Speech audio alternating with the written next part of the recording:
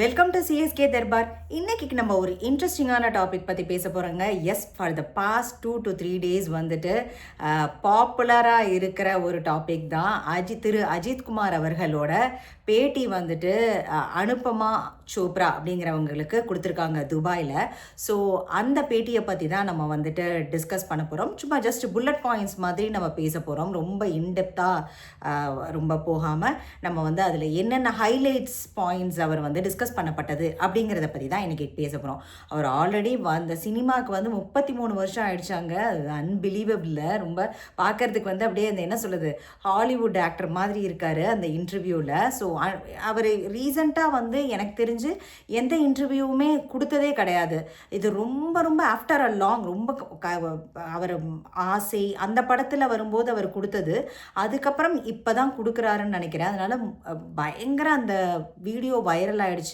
அதே சமயத்தில் both positive and negative அது எப்போதுமே வரும்னு வச்சுக்கோங்களேன், அதுவும் போயிட்டுருக்கு. ஸோ அப்படி அவர் வந்து அந்த டாப்பிக்கில் என்னென்ன பேசப்பட்டது அப்படிங்கிறத மட்டும் நம்ம வந்து அஜித்குமார் அவர்கள் என்னென்ன டாபிக் டிஸ்கஸ் பண்ணப்பட்டார் அப்படிங்கிறத மட்டும் நம்ம வந்து இன்றைக்கி ஹைலைட்ஸாக பார்ப்போம். நம்ம அனுபமா சோப்ரா அவர்கள் தான் ஃபஸ்ட் எடுத்ததுமே ஆரம்பித்தாங்க. ஸோ அவங்க வந்துட்டு அஜித்தை வந்து நான் தலை அதாவது அந்த அவருக்கு உண்டான அடைமொழிகளை வச்சு நான் கூப்பிட போகிறது கிடையாது. நான் உங்களை வந்து அஜித்துன்னு தான் கூப்பிட போகிறேன். ஏன்னா உங்களுக்கும் அதுதான் பிடிச்சிருக்கு, நீங்கள் ஆல்ரெடி உங்கள் ஃபேன்ஸுக்கெல்லாம் அது சொல்லியிருக்கீங்க அப்படின்னு சொல்லும்போது அவர் அதை வந்து அழகாக ஆமோதிச்சார் அஜித்குமார் அவர்கள். அதுக்கப்புறம் வந்து ரேசிங்கை பற்றி கேள்வி கேட்கப்பட்டது. அவர் வந்து சொன்னார், ரேசிங் தான் வந்து எனக்கு வந்து ஒரு மாதிரி தெரப்பி மாதிரி, எனக்கு மெடிடேஷன் தெரப்பி மாதிரி. அதுவும் இல்லாமல் அதில் வந்து both good and bad sides இருக்குது. அதாவது பேடு இது நான் சந்திச்சிருக்கேன். பட் இருந்தாலும் லைஃப் இஸ் ஃப்ரிஜில். லைஃபுங்கிறது ஒரு டைம் தான். அது நம்ம சும்மா சாதாரணமாக ஒரு ரோட்டில் போனால் கூட நமக்கு ஆக்சிடெண்ட் ஆகிறது சகஜம்தான். ஸோ ரேசிங்கில் போய் தான் நான் இது பண்ணணுன்ட்டுல, மோரோவர் எனக்கு அது தெரப்பி மாதிரி. ஸோ அதனால் எனக்கு ரேசிங் ரொம்ப பிடிக்கும். ஆக்டிங் ஒரு சைடுனா எனக்கு இன்னொரு சைடு ரேசிங் அப்படிங்கிற மாதிரி சொன்னார். ரொம்ப அழகான பதில் அது வந்துட்டு, அவ்வளோ அழகாக சொன்னார். அதே மாதிரி அடுத்த கேள்வி அனுப்பமா கேட்டாங்க, நீங்கள் வந்து உங்களுடைய வேலைகளை நீங்களே தான் செஞ்சுக்கிறீங்க. நீங்கள் இப்போ வந்து சூப்பர் ஸ்டார் ரேஞ்சுக்கு, அதாவது ஒரு ஸ்டார் லெவல் அந்தஸ்து இல்லையா அஜித்குமார் அவர்களுக்கு. ஸோ நீங்கள் ஸ்டார் லெவல் அந்தஸ்து கிடைச்சும் நீங்கள் வந்துட்டு ரொம்ப டவுன் டு எர்த்தாக நீங்கள் உங்களுடைய லாண்ட்ரி போட்டுக்கிறது. இப்போ நம்ம கொஞ்சம் ஓரளவுக்கு என்ன சொல்கிறது, பணம் வந்துட்டாலே நம்ம வந்துட்டு அதெல்லாம் நம்ம அந்த மாதிரி வேலைகள் எல்லாம் பண்ணுறது கிடையாது. ஸோ அதை பற்றி கேட்கப்பட்டது. அதுக்கும் அவர் அழகாக பதில் சொன்னார். நம்மளுடைய வேலைகளை நம்ம தான் பார்க்கணும். ஸோ குக்கிங் பண்ணுறதுலேருந்து, அதே மாதிரி என்னோட பேக்கை நான் தான் கேரி பண்ணிட்டு வருவேன், காரில் நான் தான் லோட் பண்ணுவேன், அதே மாதிரி என்னோட லாண்ட்ரியை நான் தான் பண்ணுவேன். அவங்களோட வேலையை அவங்கவங்க பண்ணுறது தான் நல்லது. எவ்வளோ நல்ல ஒரு விஷயம் வந்துட்டு, அது எல்லாருமே கற்றுக்க வேண்டிய ஒன்று. எல்லாருமே அவங்கவுங்க வேலையை அவங்கவுங்க பார்த்துட்டோம்னு வச்சுக்கோங்களேன், சரி அந்த இதுவே இருக்காது. அந்த யாரையும் நம்ம சிரமப்படுத்த வேண்டாம், நம்மளே வந்து செல்ஃப் சஃபிஷியண்ட்டாக நம்மளை வச்சுக்கணுங்கிறத சொன்னார். அடுத்தது வந்துட்டு ஆக்சிடெண்ட், அவருக்கு கார் கிராஷ் அதை பற்றி டிஸ்கஸ் பண்ணப்பட்டது. அவர் வந்து நீங்கள் அந்த மாதிரி சமயத்தில் என்ன மாதிரி ஃபீல் பண்ணுவீங்க அப்படிங்கிற மாதிரி அனுப்பமா கேட்டாங்க. அதுக்கு வந்து அவர் சொன்னார், என்னோடய ஃபேமிலியை பற்றி தான் எனக்கு கொஞ்சம் கவலையாக இருக்கும். நான் நிறையா 29 சர்ஜரிஸ் ஆகிருக்கு எனக்கு, போத் சினிமா தளங்கள்லேயும் சரி கார்லையும் சரி 29 சர்ஜரிஸ் ஆகிருக்கு.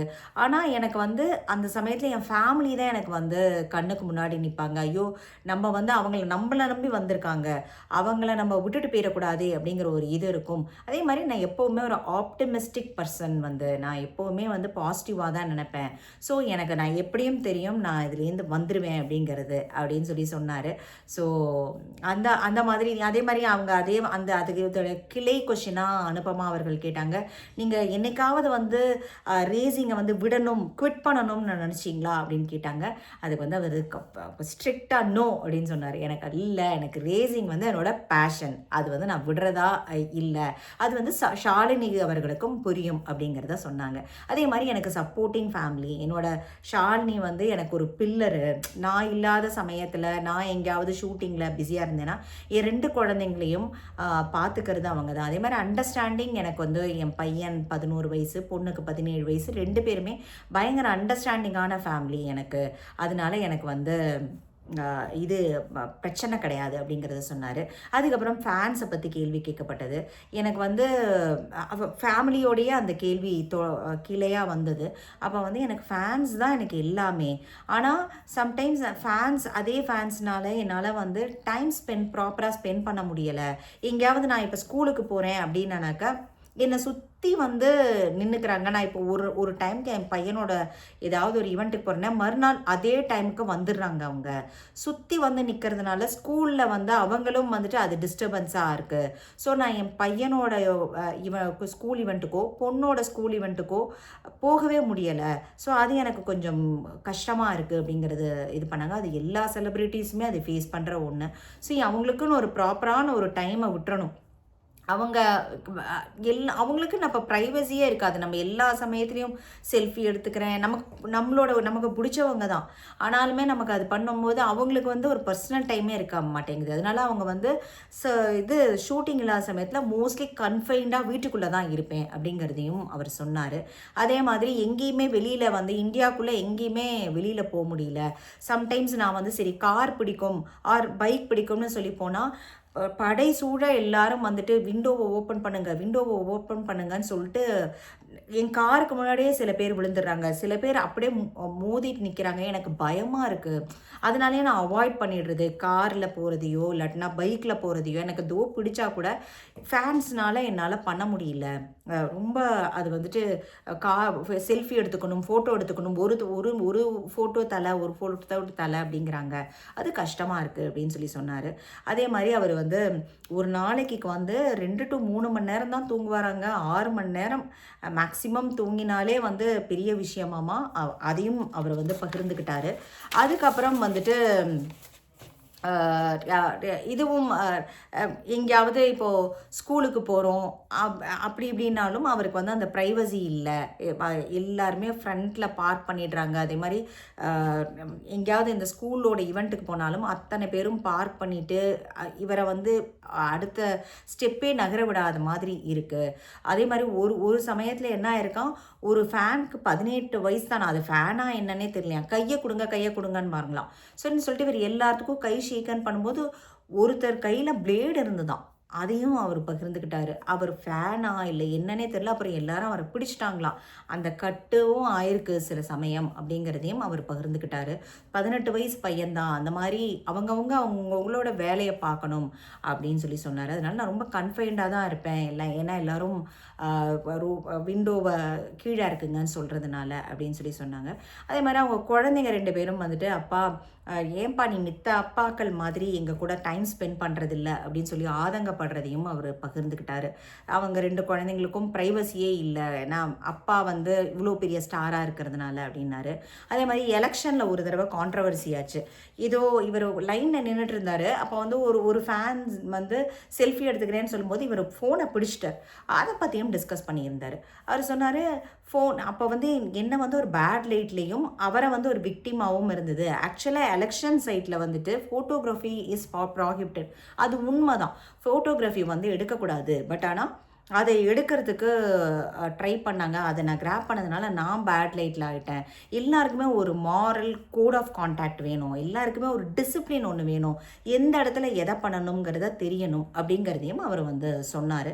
எல்லாமே வந்து அவர் சொல்லும்போது அது எல்லாமே கரெக்டாக தான் எனக்கும் தோணுச்சு. ரைட் இல்லை, எலெக்ஷன் லைனில் நிற்கும் போது நம்ம செல்ஃபி எடுத்துக்கிறதுக்கு நமக்கு. ஆனால் இப்போ நானாக இருந்தாலும் அதை பண்ணுவேன்னு வச்சுக்கோங்களேன். நான் ஃபேன்ஸியும் குறை சொல்ல மாட்டேன். இப்போ நானே ஏதாவது ஒரு ஆக்ட்ரஸ் வராங்கன்னா உடனே ஒரு ஃபோட்டோ அவங்க கூட எடுத்துக்குவான்னு தான் நானும் கேட்பேன். பட் ஆனால் அது ஃபேன்ஸோட பெர்ஸ்பெக்டிவ். ஆனால் இவரோட சைட்லேருந்தும் அந்த நியாயம் இருக்கத்தான் செஞ்சுது. ஸோ அதனால் அதே மாதிரி தியேட்டருக்கு எங்கேயாவது போனால் ஒரு பாட்டு பிடிச்சிருந்தா திருப்பியும் ரீப்ளே பண்ணுங்கன்னு சொல்கிறது. அது பண்ணலைன்னா உடனே அந்த ஸ்க்ரீனை பிடிச்சி கிழிக்கிறது. இதெல்லாம் எனக்கு பிடிக்கலை. ஏன்னா எனக்கு வந்து மாரல் ரொம்ப முக்கியம். என்னோடய ஃபேன்ஸுனால் அவங்க டிசிப்ளின்டாக இருக்கணும் அப்படிங்கிறதையும் அவர் சொன்னார். அதே மாதிரி ஃபேன்ஸ் ஃபைட்டு இந்த ஃபஸ்ட் ஷோ கான்செப்ட்லேயே எனக்கு இன்ட்ரெஸ்ட் இல்லை. ஒருத்தருக்கு ஒரு ஆக்டருக்கு ஒரு கூட்டம் வந்துருச்சுன்னா திருப்பியும் இன்னொரு ஆக்டருக்கு அவரை காட்டிலையும் நான் கூட்டம் நிறையா வச்சுக்கிறேன் பாருன்னு சொல்லிட்டு பண்ணுறதுலேயும் எனக்கு இன்ட்ரெஸ்ட் இல்லை அப்படின்னு சொன்னார். இது மாதிரி கிரிக்கெட்டுக்கெல்லாம் பார்த்திங்கன்னா டிசிப்ளின்டாக இருக்குது. ஆனால் இந்த சினிமா லைஃப் மட்டும் ரொம்ப என்ன சொல்கிறது, ரொம்ப இந்த மாதிரி கயாஸ்லாம் நடக்குது. அதே மாதிரி இந்த லேட்டஸ்ட்டாக நடந்த அந்த ஸ்டாம்பீடை பற்றியும் பேசப்பட்டது. யாருமே எந்த ஆக்டர்ஸுமே அதை பற்றி விஷ் பண்ணுறது கிடையாது இந்த மாதிரி நடக்கணும்ன்ட்டு. ஆனால் அந்த மாதிரி ஆயிடுது. அதுக்கு வந்து அந்த இண்டிவிஜுவல் மட்டும் ரெஸ்பான்சிபிள் கிடையாது, ஆஸ் அ கம்யூனிட்டியாக ஈவன் நான் கூட அதுக்கு ரெஸ்பான்சிபிள் தான் அப்படிங்கிற மாதிரி சொல்லியிருந்தார். சம்டைம்ஸ் வந்து இதனால் வந்துட்டு நாங்கள் ஃபேன்ஸுக்கோசரம் தான் நாங்கள் வந்து ஸ்லீப்லெஸ் நைட்ஸு, டிப்ரெஷன் ஃபேஸ் பண்ணுறோம், ஏகப்பட்டது ஃபேஸ் பண்ணுறோம். பட் ஸ்டில் இருந்தாலும் ஃபேன்ஸ் வந்து நம்ம அந்த ஃபஸ்ட் ஷோ ரொம்ப சந்தோஷமாக இருக்கும். ஃபேன்ஸ் நினச்சா எனக்கு சந்தோஷமாக தான் இருக்குது. பட் ஸ்டில் இருந்தாலும் இந்த மாதிரியெல்லாம் நடக்கும்போது நமக்கு கொஞ்சம் கஷ்டமாக இருக்குது அப்படின்னு சொல்லிட்டு சொன்னார். அதுக்கப்புறம் அவரோட டியூட்டீஸு அதெல்லாம் பற்றியும் பேசினார். நான் வந்து டே அண்ட் நைட்டாக உழைக்கிறேன் அப்படின்னும் சொன்னார். அதுக்கப்புறம் வேர்ல்டு வந்து ஒரு பெட்டர் பிளேஸாக இருக்கா இன்னைக்கு அப்படின்னு சொல்லிட்டு அனுப்பமாட்ட கேட்டார். அவங்க வந்து நோன்னு சொன்னாங்க. இது வந்து ஒரு குட்ஸ், ஏன் அது வந்து நம்ம பழையபடி நம்ம போகணும், ஒரு குட் சிட்டிசனாக இருக்கணும். அதே மாதிரி உங்களோட ஒர்க்கை பண்ணுங்கள், எல்லா ஃபேன்ஸுக்கும் சேர்த்து சொன்னார். ஸ்டடி பண்ணுங்கள், சினிமா வந்து ஒரு என்டர்டெயின்மெண்ட் தான். நீங்கள் நல்லா படிங்க, நல்லா வேலைக்கு போங்க, ஒரு ஒரு குட் சிட்டிசனாக இருங்க, அதுதான் ரொம்ப முக்கியம் அப்படின்னு சொன்னார். அதுக்கப்புறம் இந்த ஆக்டர் பெட்டரா அந்த ஆக்டர் பெட்டரா அப்படிங்கிற கான்வர்சேஷன்லாம் விட்டுட்டு நீங்கள் வந்து உங்களை முன்னேற்றிக்கிறதுக்கான வழியை பாருங்கள் அப்படின்னு சொன்னாங்க. அதுக்கப்புறம் வந்துட்டு அரசியலை பற்றியும் சிலதெல்லாம் டச் பண்ணினார்.